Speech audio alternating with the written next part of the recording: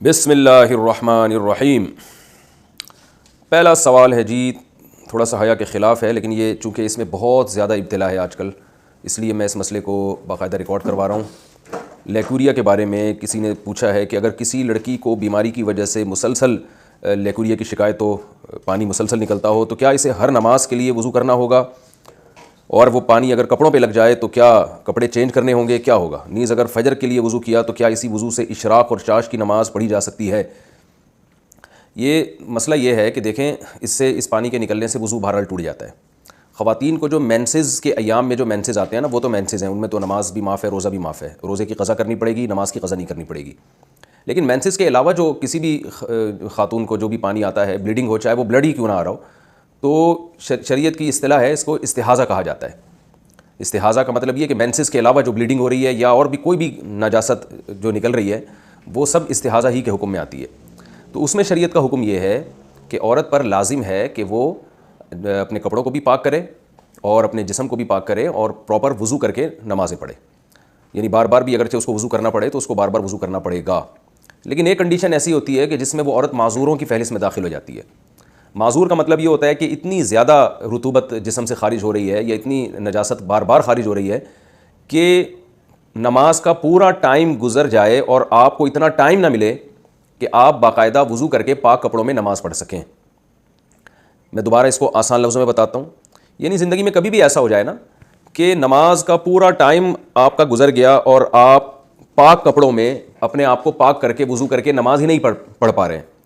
مثال کے طور پر ہم مغرب سے عشاء کی نماز کا ٹائم لے لیتے ہیں، یہ بہت تھوڑا ہوتا ہے۔ فار ایگزامپل، سورج غروب ہو رہا تھا 6:30 پہ اور عشاء کا وقت داخل ہو رہا ہے 7:30 پہ، تو 1 گھنٹے کا ٹائم آپ کے پاس ہے۔ ایک مثال دے رہا ہوں میں سمجھانے کے لیے۔ اب کسی خاتون نے 6:30 بجے وضو کرنے کے لیے مغرب کی نماز کا یعنی ارادہ کیا اور وضو کرنے کے لیے وہ گئیں۔ اب انہوں نے دیکھا کہ بھائی میں وضو کر کے مصلی تک پہنچتی ہوں اور مجھے یہ پانی آنا شروع ہو جاتا ہے، یعنی میرے کپڑے ناپاک ہو جاتے ہیں کیونکہ اس پانی کے نکلنے سے وضو ٹوٹ جائے گا۔ تو انہوں نے دیکھا کہ بھائی میں جیسے ہی مصلی تک پہنچتی ہوں، نماز پڑھتی ہوں، یا تو نماز سے پہلے یا نماز کے دوران، یعنی سلام پھیرنے سے پہلے ہی جو ہے وہ وضو ٹوٹ جاتا ہے۔ تو وہ دوبارہ وضو کریں، پھر نماز کے لیے جائیں تو دیکھا پھر جو ہے نا اس طرح وضو ٹوٹ رہا ہے۔ تو 1 گھنٹے کے دوران ان کو ایک دفعہ بھی ایسا ٹائم نہیں ملا کہ جس میں پراپر پاک کپڑوں کے ساتھ وہ وضو کر کے نماز پڑھیں، پورے 3 فرض ادا کریں، اس میں سنتیں نہ ملائیں، 3 فرض ادا کریں، اور ان 3 فرض میں ایک دفعہ بھی ان کا وضو نہیں ٹوٹ رہا، یعنی ہر دفعہ وضو ٹوٹ رہا ہے، سوری۔ تو یہ اس کی علامت ہے کہ بھائی وہ نماز کا ایک ٹائم بھی، یعنی نماز کا پورا ٹائم ان پہ گزر گیا اس حال میں کہ ان کے لیے پاک ہو کر وضو کرنا پاسبل ہی نہیں رہا ہے۔ تو شریعت ایسی خاتون کو حکم دیتی ہے کہ یہ معذور میں داخل ہے۔ تو ایک ٹائم بھی نماز کا اگر اس حالت میں گزر گیا، جیسے مغرب کا ٹائم بہت تھوڑا ہوتا ہے، کسی نے تجربہ کر کے دیکھا بھائی 6:30 سے لے کر 7:30 تک 1 گھنٹے کا ٹائم ہے نماز کا، اس میں نماز قضا ہو جائے گی، تو اس پورے ٹائم میں کسی خاتون کو یہ اندازہ ہو گیا، یعنی اندازہ لگانے کے لیے یاد رکھیں یہ ضروری نہیں ہے کہ پریکٹیکل کریں بھی، وہ یعنی بار بار جائیں وضو کریں، ایسا کر لیں کہ ایک دفعہ وضو کر کے پوری نماز پڑھ کے دیکھیں کہ اس میں ٹائم کتنا لگتا ہے، تو اس ٹائم سے ان کو اندازہ ہو جائے گا کہ اس ٹائم کے اندر دوبارہ میرا وضو ٹوٹ رہا ہے کہ نہیں ٹوٹ رہا۔ تو اگر دوبارہ اسی ٹائم کے اندر وضو ٹوٹ رہا ہے تو یہ اس کی علامت ہوگی کہ بھئی آپ پورا ٹائم بھی پاک ہو کے نماز نہیں پڑھ سکتی، لہٰذا ایسی کنڈیشن میں آپ شریعت میں معذوروں کی فہرست میں داخل ہو جائیں گی۔ تو آپ پر پھر یہ شریعت یہ حکم دیتی ہے کہ جب ایک دفعہ بھی ایسا ہو جائے تو اب ایسی خاتون کے لیے پورے ٹائم کے لیے ایک دفعہ وضو کافی ہے، وہ ایک دفعہ وضو کریں، اسی سے فرائض بھی پڑھیں، سنتیں بھی پڑھیں، نوافل بھی پڑھیں۔ جب وہ ٹائم گزر جائے گا تو اگلی نماز کے لیے ان کو دوبارہ وضو کرنا پڑے گا، اور جس مرض میں وہ معذوری میں مبتلا ہوئی ہیں اس مرض کی وجہ سے، یعنی اس لیکوریا کی وجہ سے وضو نہیں ٹوٹے گا۔ تو یہ مسئلہ ہے معذور کا۔ اب ایک دفعہ جب یہ ہو گیا نا، جیسے مغرب سے عشاء کے دوران تجربہ کر کے دیکھ لیا، بھائی پورا ٹائم گزر جاتا ہے اور اتنی فرصت نہیں ملتی کہ پاک ہو کے نماز پڑھ سکیں، تو اب یہ نہیں کہ ہر نماز میں اتنا ٹائم گزرے، ایک نماز میں بھی جب اتنا ٹائم گزر چکا ہے کہ آپ پاک ہو کر وضو نہیں کر سکتے، تو اب جب ایک دفعہ ایسا ہو گیا تو آپ معذوروں کی فہرست میں داخل ہو گئے۔ اب ہر نماز میں آپ نے صرف ایک ہی وضو کرنا ہے، اور اس سے فرائض، واجبات، سنت، نوافل جب تک ٹائم باقی ہے آپ وہ تمام نمازیں آپ اسی وضو سے پڑھتے رہیں، یعنی لیکوریا کی وجہ سے آپ کا وضو نہیں ٹوٹے گا۔ اور اس میں اب یہ بھی ضروری نہیں ہے کہ پورا ٹائم آپ کا جو ہے یعنی اسی میں لیکوریا میں گزرے، یہ ضروری نہیں ہے، بلکہ پورے ٹائم میں ایک دفعہ بھی اگر بلیڈنگ ہو گئی یا پورے ٹائم میں ایک دفعہ بھی اگر نجاست یعنی خارج ہو گئی، وہی والی نجاست جس میں بیماری ہے، یعنی یہ نہیں کہ اگر کسی پیشاب کر لیا یا کوئی اور طرح سے اگر وضو ٹوٹ گیا پھر تو ٹوٹ جائے گا وضو، اس بیماری کی وجہ سے وضو نہیں ٹوٹے گا۔ تو پورے ٹائم میں اگر ایک دفعہ بھی ایسا ہو گیا کہ یعنی وہ عذر لاحق ہوا اور ایک دفعہ بھی ایسا ہو گیا تو یہ خاتون معذور ہی رہے گی، یعنی پہلی دفعہ میں تو یہ ضروری ہے کہ پورا ٹائم گزر جائے اور پاک نہ ہو سکیں. اگلی دفعہ میں یہ ضروری نہیں ہے کہ پورا ٹائم گزر جائے، بلکہ پورے ٹائم میں ایک دفعہ بھی اگر بلیڈنگ ہوئی تو بھی وہ معذوروں میں ہی داخل رہیں گی.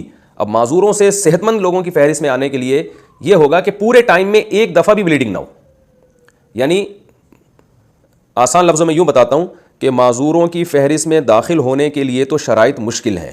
پورے ٹائم گزر جائے، آپ کو وضو اور نماز آپ مکمل نہ کر سکیں پاکی کی حالت میں. کسی بھی ایک نماز کا جب پورا ٹائم گزرے گا اس طرح سے تو آپ معذوروں کی فہرست میں داخل ہو جائیں گے. لیکن معذوروں کی فہرست میں داخل ہونے کے بعد پھر اس فہرست میں باقی رہنے کی شرائط بہت آسان ہے.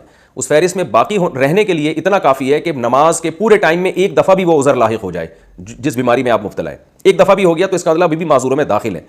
تو معذوروں کی فہرست سے نکلنے کے لیے اب یہ ضروری ہے کہ کسی نماز کا پورا ٹائم آپ پہ گزر جائے اور ایک دفعہ بھی عذر لاحق نہ ہو. مثال کے طور پر مغرب اور عشاء کی 1 گھنٹے میں آپ نے ٹرائی کر کے دیکھ لیا بھائی آپ پاک ہو کے وضو کر کے نماز نہیں پڑھ سکتے، تو اس کا مطلب یہ ہے کہ آپ معذوروں کی فہرست میں داخل ہو چکے ہیں. اب آپ نے دیکھا کہ عشاء کا وقت سے لے کے صبح صادق تک پورا ٹائم گزر گیا، ایک دفعہ بھی اگر لیکوریا ہوا ہے اور بلیڈنگ وغیرہ ہوئی ہے تو بھی آپ معذور ہیں.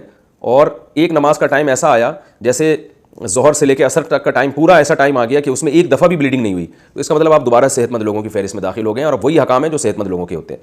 تو یہ جو میں نے مسئلہ بیان کیا یہ صرف لیکوریا کی مریض خواتین کا نہیں ہے، بلکہ ہر وہ شخص جو معذور ہو، چاہے مرد ہو یا عورت. بعض مردوں کو یہ بیماری ہوتی ہے، پیشاب کے قطرے ان کے ٹپکتے رہتے ہیں، بار بار وضو ٹوٹتا رہتا ہے. بعض لوگوں کو گیس کی بیماری ہوتی ہے، ہوا بہت زیادہ خارج ہوتی ہے ان کے پیٹ سے تو وہ وضو نہیں روک سکتے.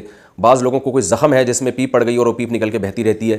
تو سب کا یہی حکم ہے کہ پورے ٹائم میں اگر ایک دفعہ بھی آپ کو ٹائم نہیں ملا پاک ہو کے وضو کرنے کا تو اب آپ معذور میں فہرست میں داخل ہو گئے. اب ہر نماز کے لیے بس ایک وضو کیا کریں، اور وہ جو عذر آپ کو لاحق ہوا ہے جیسے کوئی زخم ہے جس سے پیپ نکلتی رہتی ہے، یا کوئی جو ہے پیشاب کے قطرے نکلتے رہتے ہیں کسی کو، تو اس عذر سے پھر اس کا وضو نہیں ٹوٹے گا. پورے ٹائم کے لیے ایک وضو کافی ہے.